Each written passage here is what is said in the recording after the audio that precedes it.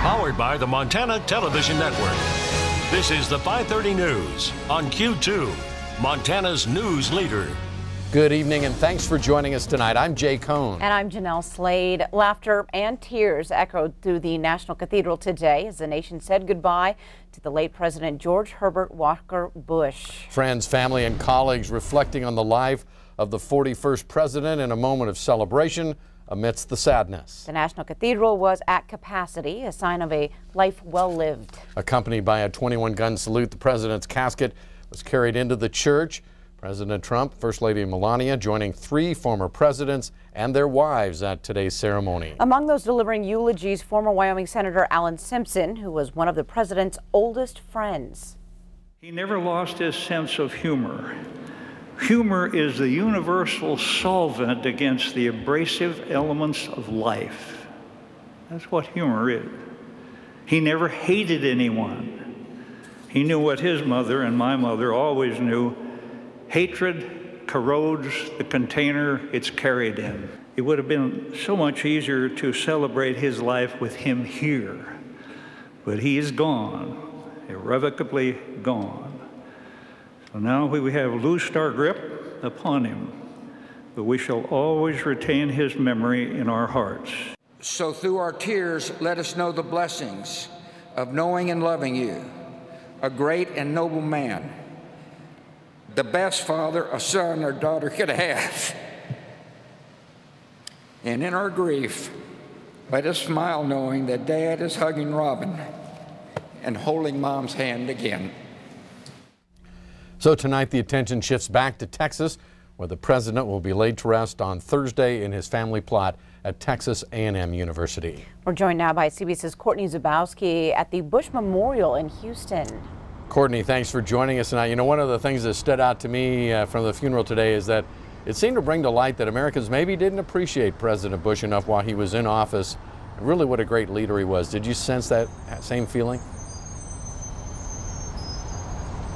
Absolutely, Jay and Jeanelle. You know, we just heard former Senator Alan Simpson speak, and he went on to say that George H.W. Bush was someone that you always wanted on your side. He was loyal to everyone, his family, his friends, and of course his country. Biographer John Meekum also eulogized the former president today, saying that he was America's last great soldier statesman, a 20th century founding father. So some beautiful words and also some very touching moments at the state funeral today in Washington. Jay and Jeanelle. Now, Courtney, there was a special moment between George W. Bush and Michelle Obama today. Explain what happened.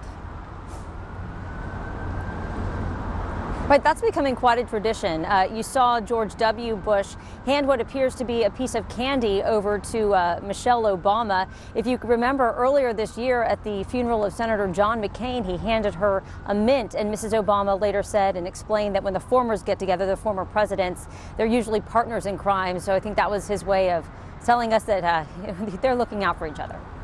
Courtney, they're in Houston tonight, where I understand there's quite a memorial growing for the 41st president. Can you tell us more about that? Sure. Well, at memorials, you typically see notes and cards and flowers, but something special for Mr. Bush here at this memorial. He was a huge sports fan, the Houston Texans, the Houston Astros, so there's a little miniature baseball bat, Houston Astros baseball bat. We also know that Mr. Bush loved to wear those creative socks, so there's a bunch of different kinds of socks gathering at this memorial. So some very touching mementos here at the Bush Memorial in downtown Houston. Jay and Jeanelle. Courtney Zubowski live from Houston tonight. Thank you. Well, here in Montana, as we watched in awe of today's funeral, some believe the biggest takeaway, the nation was brought together. We asked political science professor Dr. Paul Pope at MSU Billings for his perspective. It's a powerful message I think they send when they do this much prestige with a state funeral like this. It shows you the importance of the office. It shows you the importance of the person that they're laying to rest. We saw in this funeral and the speeches and commentary since George H.W. Bush passed that he had a lot of respect, and he had a lot of respect on both sides of the aisle. And you could see that at his funeral, all the pomp and circumstance. It was very respectful. It was without any type of the partisan rancor we've been used to. And so it was impressive, and I think it's the right kind of message we want to send the country. Dr. Pope also said he believes out of respect for the late president, the partisan fighting on Capitol Hill might be put on pause at least for a few days. But as a nation, he says the partisan rhetoric will likely soon pick back up. Well, here in Montana today, the Supreme Court heard arguments in a legal battle between Governor Steve Bullock and Attorney General Tim Fox over who has authority to approve conservation easements. Our Jonathan Amberian takes a closer look now at what's behind the dispute.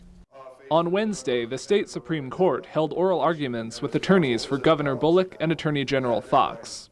The case revolves around the Horse Creek conservation easement east of Glendive. Montana FWP negotiated a $6 million agreement with the land's owners to provide access for hunters and other recreational opportunities.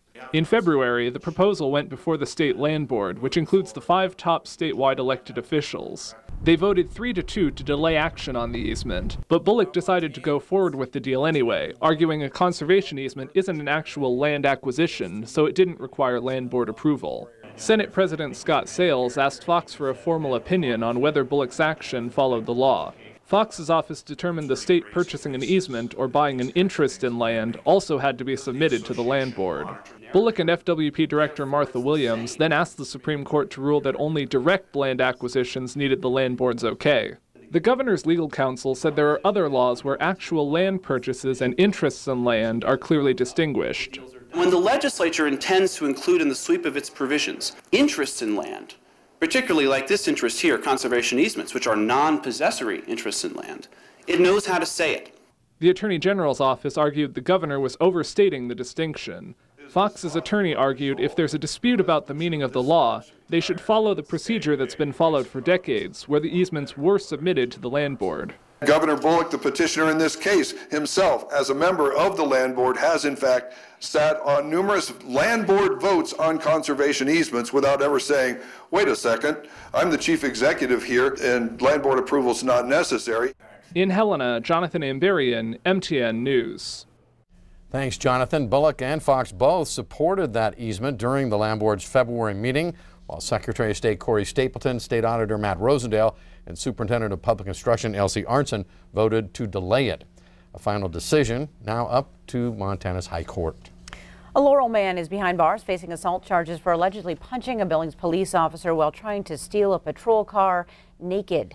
18-year-old Randy Riley charged today with felony assault on a peace officer and 3 counts of criminal mischief.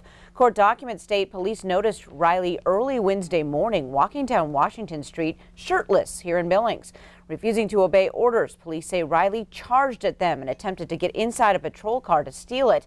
He then started to run away from the officers and at one point stopped to strip down naked in the middle of the street.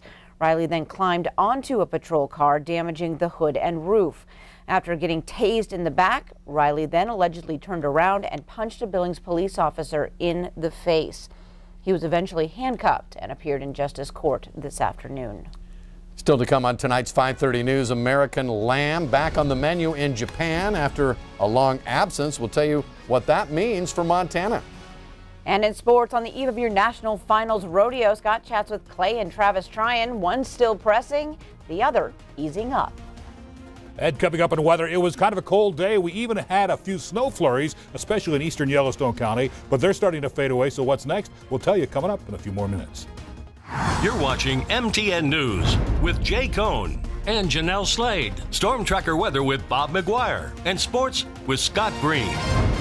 This is the 5:30 News on Q2, Montana's news leader.